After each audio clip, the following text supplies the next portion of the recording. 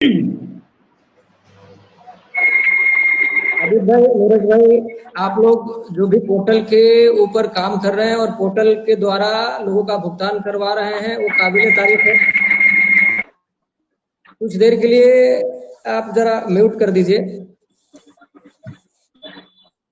आज देश भर के 27 लाख जमाकर्ताओं को पोर्टल से भुगतान मिल चुका है।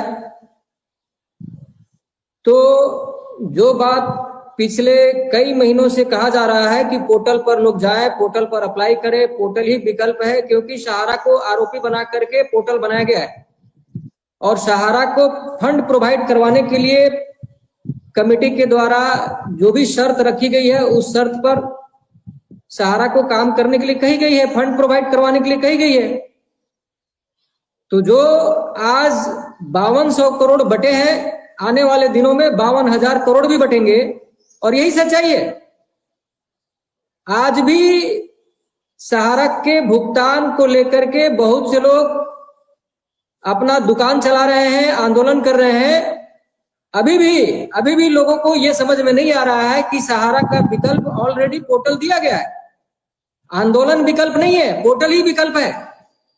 जिस तरह से पोर्टल पर भुगतान हो रहा है और 5200 करोड़ बटी है, आने वाले दिनों में आप देखेंगे कि 87,000 करोड़ भी बटेगी, और ये लोग सिर्फ आंदोलन करते रह जाएंगे और क्रिटिसाइज करेंगे, दूसरा कुछ नहीं हो सकता है।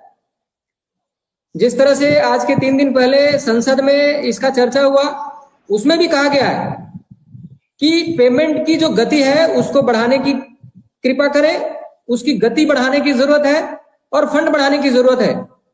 आप यकीन रखिए, 11 अगस्त को, आने वाले 11 अगस्त को आप देखेंगे कि सुप्रीम कोर्ट सीआरसीएस को दिशा निर्देशित करेगी कि फंड बढ़ाइए और स्पीडली भुगतान करिए, क्योंकि फंड की कमी नहीं है। फंड आज भी करीब 35,000 करोड़ सहारा सेबी में पड़ा है, आज भी 35,000 करोड़ के करीब पड़ा है, और इंटरेस्ट डेली बढ़ रही है।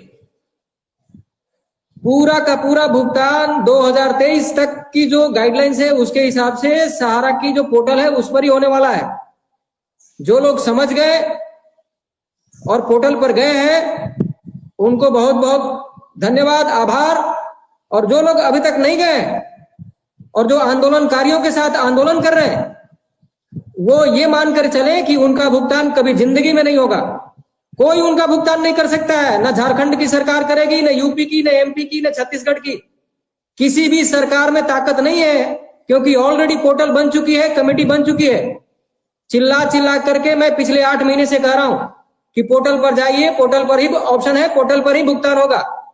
लेकिन फिर भी लोगों को समझ में नहीं आ रहा है और आंदोलनकारियों के साथ जा रहे हैं, सिर्फ ये देख करके कि 10,000 मिल रहा है, 20,000 मिल रहा है, 40,000 मिल रहा है। मेरा तो 40 लाख है, आपका 40 लाख है तो 40 लाख भी मिलेगा। कमेटी ऐसे नहीं बनी है, करोड़ों रुपए की पोर्टल ऐसे नहीं बनी है।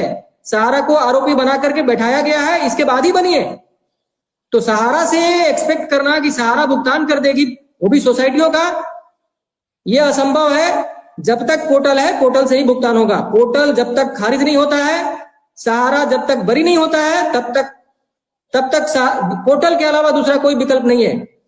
तो मैं आपके इस चैनल के माध्यम से देश के जितने भी जमाकर्ता, खास करके सोसाइटी के हैं, और मुझे जहां तक पता है 99% कस्टमर जमाकर्ता सोसाइटी से ही है, तो सबको पोर्टल पर जाना चाहिए, पोर्टल पर अपना सर्टिफिकेट सत्यापित करना चाहिए, वहां पर अप्लाई करना चाहिए। आने वाले दिनों में 20 लाख 25 लाख का भी भुगतान वहीं से होगा।